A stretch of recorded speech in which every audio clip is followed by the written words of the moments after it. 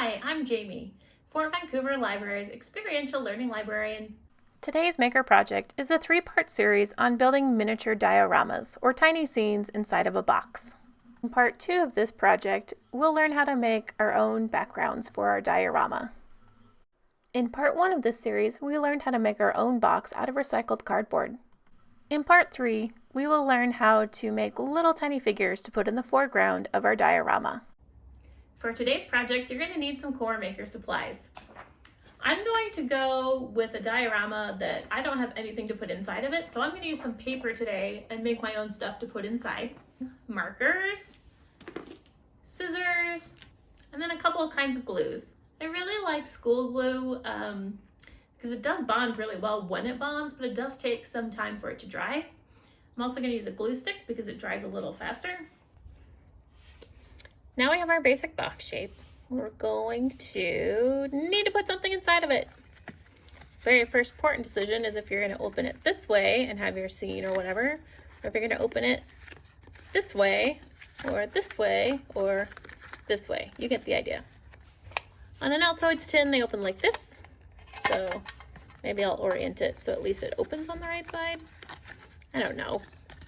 There is no right or wrong here. This is your box. You just made this out of a piece of cardboard. So I want to make a multi-dimensional scene. I don't want just something like a flat, I'm going to start with a flat piece of paper in the box.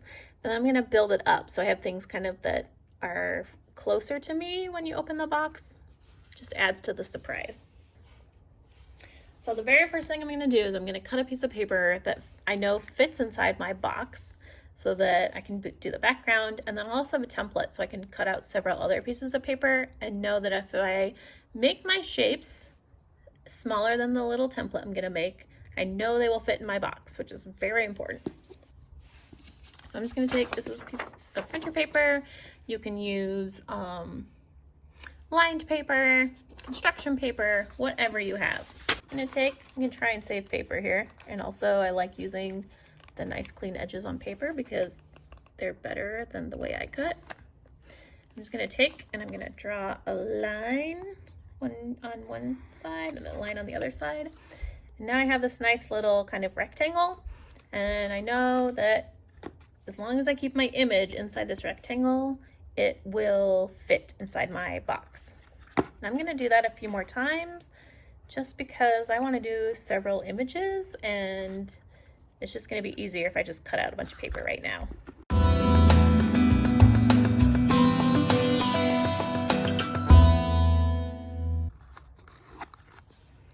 Yeah, I don't know if I'm going to make that many images, but better to be prepared.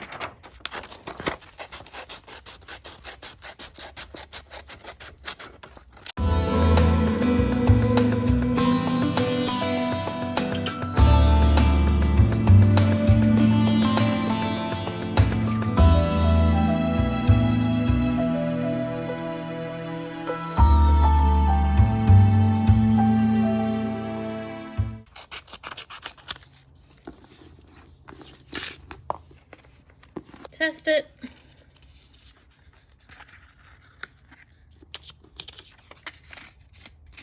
Boom. Perfect. So I'm going to start from the background, the back of the box, and work my way forward. So I have to decide what's going to be in the very back of the box. Gonna get out my markers. You can use colored pencils, crayons, whatever you've got. I think I'm going to draw. This green color reminds me of the downtown library branch in Vancouver. They have a lot of this green color in there. And I think I'm going to use it, and I'm going to make a library inside my little box. So I think I'm going to start with just a background. So in the Vancouver Library, they have a lot of signage, and their signs are usually green. At least they were green. I haven't been in the branch in a while. So I'm gonna make myself a green sign hanging out in the background here.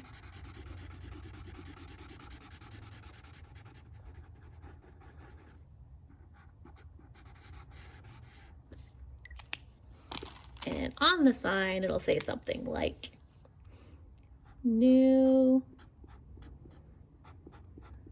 books. Oops, sign's not long enough.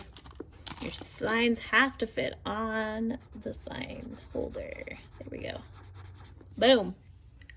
So we got a new book sign here. I think in the background, I'm just gonna make some bookshelves. So bookshelves are like this. They usually have a division in the middle of them. We'll just pretend they go off the side here. Then usually bookshelves, our new books are usually the 3 shelf high ones. And there'll be a lot of books on display. Oops. Yeah, that's fine. I'm gonna make my books all brown. Some new books, and then there's gonna be a whole bunch of books in the shelves. And I'm just gonna cheat and make a bunch of spines like this. Make tall rectangles. I'm gonna make them all sorts of different colors because books are all kinds of colors. Maybe I should make them taller. There we go. It's gonna be giant books.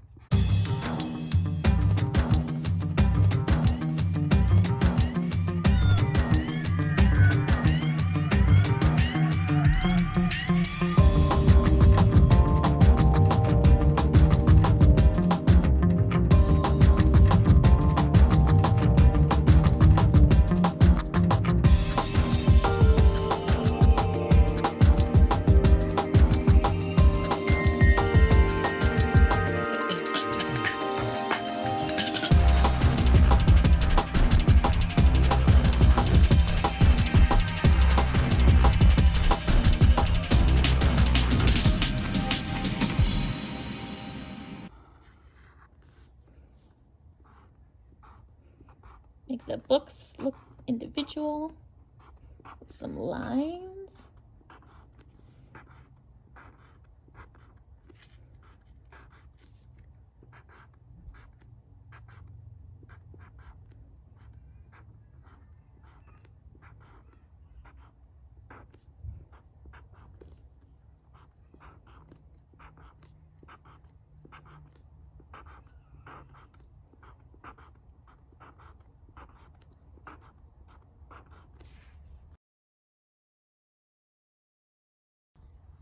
Oh yeah, and then our new books.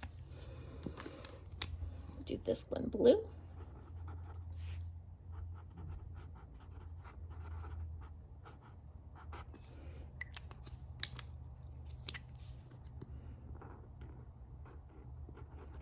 And if you want to, you can go back and put all of your favorite books, like write their titles on the spine. That would be awesome.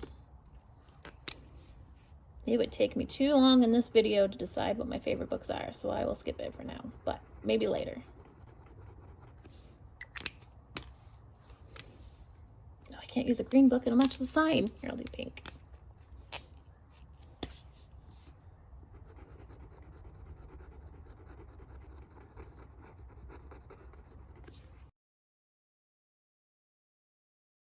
Beautiful. And I have a bookshelf and a background for my little box. I'm going to trim it down just so it fits inside of here, and then we'll glue it to the back.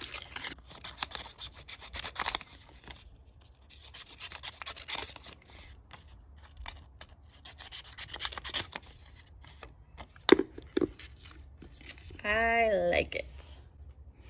I'm going to use my glue stick. Glue on the back.